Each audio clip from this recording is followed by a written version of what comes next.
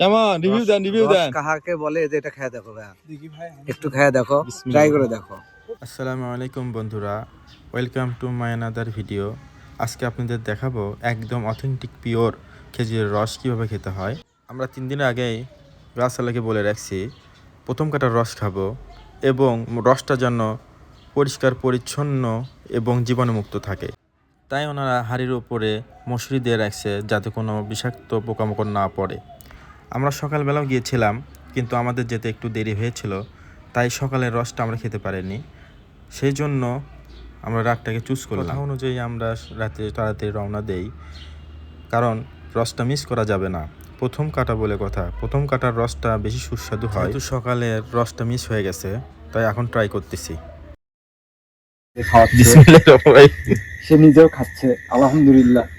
রসে যখন চুমুক দেই মনে হলো আসলে আল্লাহ তাআলার নিয়ামত কতই না সুন্দর। আমরা যেগুলো খাই শহরে সব ভেজাল, কিছু না কিছু ভেজাল থেকেই যায়। নিজের হাতে পেরে রস খাওয়ার মজা কিন্তু একদম আলাদা। তার ভিতর যদি এরকম পরিবেশ, এরকম রাস্তা হয় তাহলে তো মাশাআল্লাহ। গ্রামটির নাম যেমন সুন্দর চাঁদপুর, ঠিক অনুরূপভাবে এর পরিবেশটা অসাধারণ। এগুলো বোতল রাখা হয়েছে রস খাওয়ার জন্য।